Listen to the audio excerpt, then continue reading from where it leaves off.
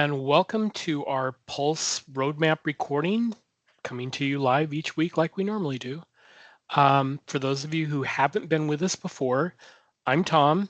That is Tamara. Tamara. And our other two partners in crime don't happen to be here today, so it's just going to be the two of us. What we normally do is we go over the roadmap that we have, and we talk about things that are in development, which means Microsoft is working on them. Then we move on to rolling out. Rolling out means those changes are starting to work their way out into the tenants to which they are targeted for, like commercial, GCC, things like that. Then we finish up usually in launched, which means that if it was targeted for your particular tenant type, then you should have it by now. Occasionally, we do have some cancellations, which are like duplicates, or they decide they're not going to do it after all. We do not have any of those this week, so we're just going to have the three to go with. So, with that, Tamara, if you would like to kick us off in the in development, let's see what we have. Sure. Let me scroll down to the items that I have highlighted on the roadmap. It's not a So huge roadmap this time. it's not a huge roadmap. So we'll be in and out of here pretty quick. Microsoft Teams facilitator agent real time notes in meetings. So the facilitator agent in Microsoft 365 takes real time notes during your meeting, allowing everyone to co author and collaborate seamlessly. This frees everyone up to focus on and engage deeply in the meetings. To enable real time notes in meetings, users can toggle the AI generated note setting on when scheduling the meeting in the Teams calendar or toggle it on during the meeting through the notes button in the toolbar. Now, to access those real time notes, select Notes in the toolbar to open the Notes pane. Well, they made that easy, where everyone can see live notes being generated every few minutes as the conversation happens. The notes are organized by topic and follow up tasks.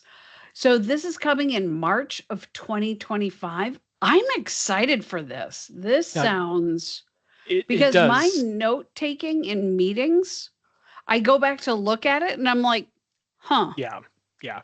Or it's like I'm going to take notes, and 2 minutes into it, I haven't taken a single note because I'm into the meeting. So right, do keep right. in mind though that this one is Copilot, so you do have to have a Copilot license for this one to Yeah, actually work. So good point. And then the other one I wanted to talk about was Outlook group messages as conversations for PST files in new Outlook for Windows. Hashtag new Outlook for Windows. So, with this update of support for PST files, aka Outlook data file, in the new Outlook for Windows, users will be able to group messages as conversations for emails with PST files. So, future release of a new Outlook will expand the support for PST file capabilities, which the lack of the ability to work with PST files in new Outlook has really kept, well, with the client that I'm working with, has really kept quite a few people from embracing this new outlook for Teams. But these are people who hoard email too. So, true. yeah. What do you have, Tom? So there's a couple of actually three Copilot ones that I'll talk about. One is OneNote. Copilot on OneNote brings in notes from video and images, and this is on an iPhone. So with this new feature in Outlook Mobile, you can share videos and images into OneNote and watch the magic unfold. I love who wrote that one. All the key insights from the video and images are captured effortlessly into notes so that you do not have to manually create them. I think that is really awesome that it can basically take your input and summarize it, take notes on it, basically the same thing you'd get, similar thing that you'd get if you went to like Chat GPT, gave it a video, gave it a file, and go, okay, summarize it and give me notes. Tell me what it said. It's that kind of a thing. So it is Copilot related. So you do need to have Copilot to make this one work, but it's due to come out in June. So I'm kind of looking forward to seeing that one. The next one is Microsoft Copilot. Forms Copilot can now help you collect responses on your forms. So Copilot and Forms can now help you monitor and collect responses from your forms so that you can get the data that you need on time. Copilot can send invitations, track your progress, and recommend follow-up actions such as reminders. Say goodbye to manual follow-ups and hello to smarter, stress-free data collection. No, I'm not making this up. That's the way it's written. Oh, that's great. But this one I think is really nice because a lot of times you'll create a Microsoft Forms and you put it out there and then you get that first blast of things and then half the people that you sent it to haven't replied yet. You're trying to figure out, do I send a reminder? What do I do? What's going on? This is going to help you manage the life cycle really of your data collection, your surveys, your whatevers, to help you send out reminders, track where you're at, and actually do some intelligent things with it instead of you just trying to figure out on the fly, do I let people know? How do I let people know? This is going to kind of make that all a lot more seamless, which is nice. And then the final one, Microsoft Copilot, sessions grouped by time frame. So this feature will provide user conversation history list structure. That's a lot of words. Through grouping conversations by time frame to make it easy for users to visually parse. Now, they don't necessarily tell you, is this Copilot in Teams? Is this Copilot in Outlook? I'm thinking it's Teams related, so that basically if you're going into your Teams client and saying, okay, tell me everything that happened in conversations and such this morning. And instead of giving you a chunk of this and a chunk of that, it sounds like it can help group them by time frame. So you'll get everything that happened between 9 and 10 and everything that happened between 10 and 11. So it's kind of giving you that chronological view of everything that was going on instead of just you trying to go back and forth and figure out, did this intersect with that? And are there conflicts? I don't know how often you'll actually use this one, but it's something that's going to be out there sometime this month in February. So keep an eye open for that if you're interested and you have Copilot. And I don't have any other things. Did you have any other things you wanted to mention there? Nope. Okay. Well, then we will roll on to rolling out. I What see do what you? you did there. Yeah, I do it every time. I mean, come I on. know. It's not a surprise. I didn't say it was a surprise. You just said, there we go. I know what you did. With Yeah, that, what would you like to start with on yours? sure. Microsoft Teams block a user for your organization. Nice. Somebody's going to have to be really naughty to pull this one out. So, with the availability of the delete API, it does not stop the malicious user from resending the message to the same victim. So, to help prevent that, a block user API will allow the admin to block the malicious user from reaching out again. To make this even more effective, Microsoft will utilize a similar feature as the allow/block list in Federation to block the malicious user from the entire organization. That'll be really nice. All right, that literally puts you on the naughty list. And you don't get to do anything at that point. No. And then we have Microsoft Teams start and stop recording on Teams rooms on Windows. So, when attending a meeting in Teams rooms on Windows devices, users can now start or stop the recording without having to join on their companion device. The Start Stop Recording button will be available on the Teams rooms on Windows device for all in-tenant meetings. This feature does require the Teams Rooms Pro license. What do you have, Tom? Okay. So I've got a few that I'll mention here. One is in Outlook, prepare for meetings with Copilot in the new Outlook for Windows and Web. And once again, such a verbal description of what this is going to do. With so many of us in back-to-back meetings, it can be a real struggle to stay on top of pre-reads, action items, and even what each meeting is about. Oh, yeah. Copilot's going to identify and summarize the key points so you can show up prepared in just a few minutes. When you open an upcoming meeting that has a summary available, click on Prepare and get a detailed briefing of your meeting leveraging the power of the Microsoft Graph, which is going to connect all the various things in the background that you're not going to see on just the calendar entry. So now you have the most important details you need and can arrive prepared and ready to engage in a productive conversation. This feature will be available in the new Outlook for Windows and web, which means hashtag new Outlook for Windows. That's I need rolling to get out on as my of last soapbox month. for a minute. What's that? All right. So if you're going to do all this work after the meeting, for the love of Mike, add an agenda to your meeting invite so people can Yes, come to the meeting prepared to provide value. If I get exactly. one more meeting that says discuss such and such, I'm going to scream. And please, yeah, for the love of God, people, please put one in for her because if she screams, I'm in the office right next to her, and yeah, it's not pleasant. So It's bad. He comes it's, running in here. What? What? are you okay, sweetheart? We are married. Mm-hmm. Yeah. So the other three that I have, one, and this is one that I'm looking forward to. I keep checking to see if we have it.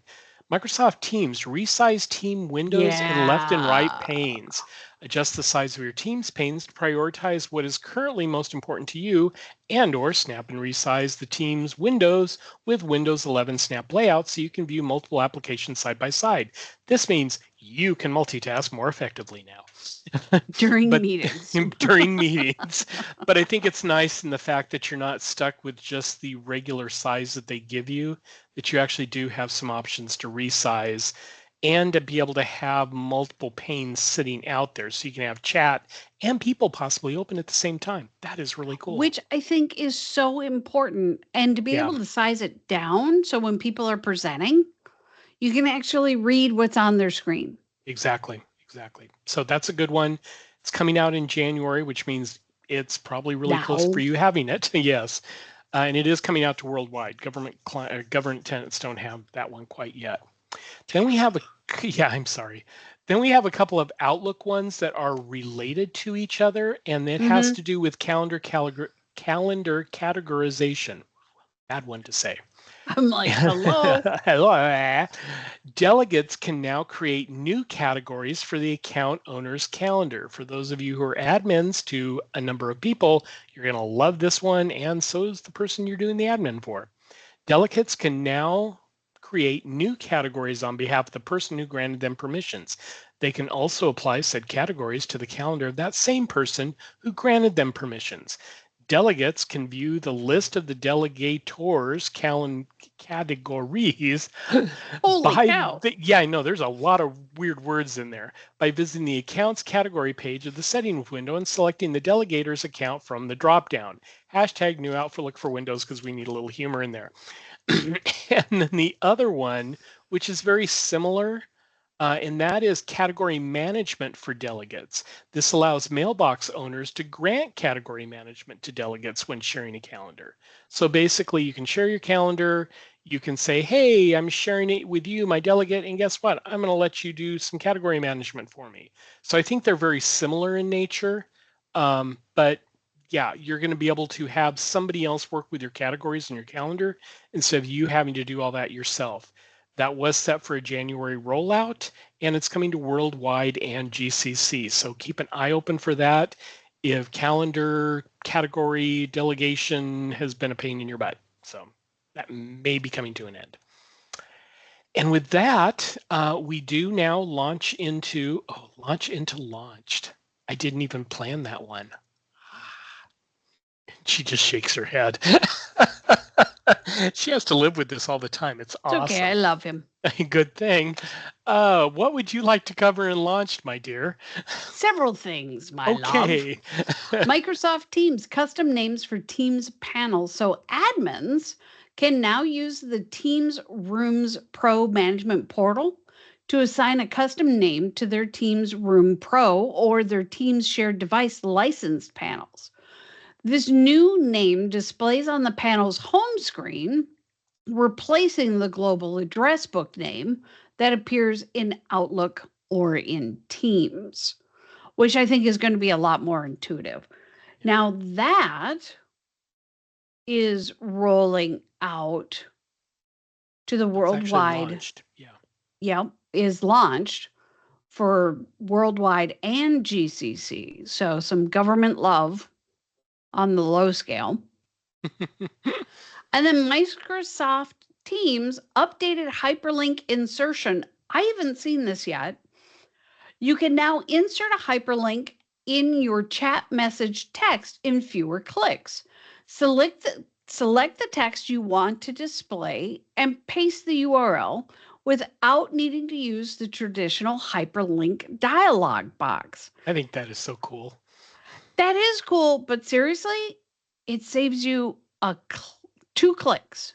It's not a big deal. It's kind of It's a nice not to have delighter, to. as Jennifer would say. Yeah, you don't have to find it. Find the option, just like highlight, paste, boom, we're done, continue. So Mm-hmm.